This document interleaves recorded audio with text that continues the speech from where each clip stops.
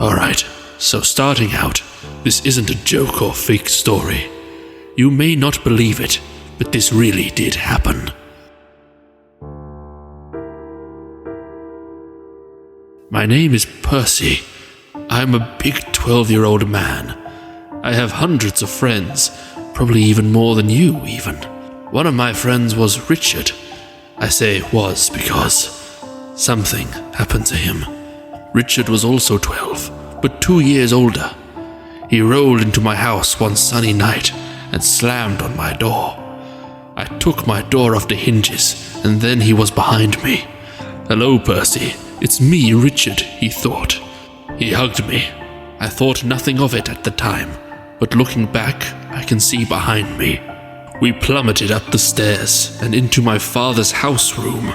I fired up the old GameCube controller and smirked at Richard. "Ready for a wild night?"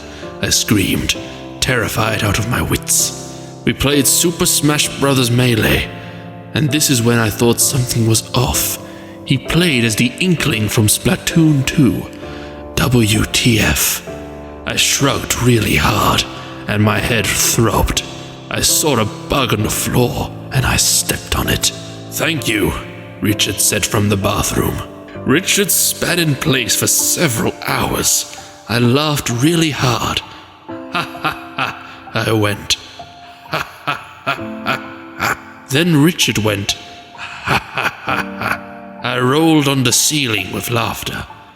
"Okay," said Richard as he ran out of my house. When I got Richard back inside, we played a different game. It was a game where we would tell each other secrets and clap. Richard said I had to go first. I cried for days. "One time," I began, "I ate every biscuit and didn't say thank you." Richard erupted. Wow. I roared with laughter because I just noticed one of his eyebrows was bigger than the other. How silly. What a fucking idiot. "Now you go." I slammed my scepter on the ground. "Yes, Emperor Percy," he responded, quaking in his 12-pound boots which I had made for him in January. "My hunkiest secret is that I used to be Italian." I shivered. "That's pretty fucked up, Richard," I said, using a blue sock puppet. "Wait," said Richard as the room grew larger. "There is another." "Ooh!" I squealed, shattering my windows. "Percy," he whispered, "I like the boys." I shriveled up like a baby buried in snow. "What?" I put the sock puppet away solemnly. This was no laughing matter. "Ha ha ha ha ha," cackled Richard as he leapt out of the window. I immediately leapt to my death, before getting up onto my toenails and chasing him. I charged after him in my flaming chariot. While chasing him, I decided to take my chariot through the Costa drive-thru. This did not impede my chase. Never mind, it did. I looked at the lampposts, and they told me it was time to go homesies. "What happened to your little friend?" my whore mother asked me as she removed the door from its hinges. I flew through her chest like a bullet with great red hair. She howled bigly as she vanished into sand. I hipped and hopped up the stairs. I laid on my many beds and stared at my own face in my mind. Could Richard really like the boys? I said to my owner.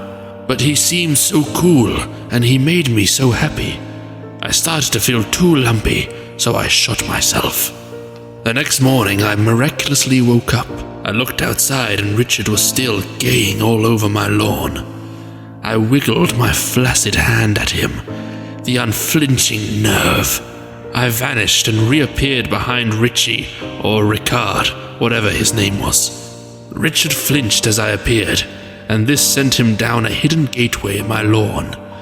He was now in my deep underground lawn. I looked down at him with my big, beautiful mouths wide open. He looked up at me and, with the voice of a dying puppy, said, "Ow." I decided I had had enough of gardening today, so I sealed the gateway to the underworld, or whatever I said it was. I didn't see Richard for minutes since then. "Why?" I asked. "Why?" Hehe, cried Richard. I slept like a fucking baby. I had many dreams about big bulbs and candy clams, dizzy dogs and effing eels. Richard did not dream, because gays like him are not permitted to dream. I awoke to the sound of waking up, and Richard was standing behind my door, and then he opened it so I could see him. It was Richard, standing in front of my door. Quite ironic, really. Richard, I gulped. What the heck are you doing here? I'm only a boy, Percy. Percy, please. Percy, no. Percy, give me mercy. A many mercy want now, Percy. I understand what you're saying, Richard, but I have to fix you with dying.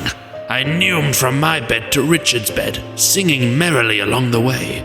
I knelt over Richard and raised my fist to the sky, but had to pull it down a little, or else it would have floated away. Richard screeched like a demon and hissed at me with his rows of colorful teeth and tried to kill me. This didn't happen, and I'm lying to you. Heroically, I plunged my fist deep into Richard's hairy chest and pulled out his hairy heart. Oh, how hairy it was. Hold on, Richard pleaded. I've got to check my Facebook. After patiently waiting for him to check his social media, I once again removed his hairy heart. Oh, how hairy it was. I turned him into a dead Richard. I plopped onto the floor, breathing heavily. I was finally safe. I fell downstairs and hugged my daddy. You're welcome, I said. And you're welcome too, all of you. Now we're all safe from that ex-Italian beast. I thought monsters were only in the video games, but there was one living inside my friend the whole time. I'm sure he'd thank me if he could. Goodbye, the end. Love reacts only.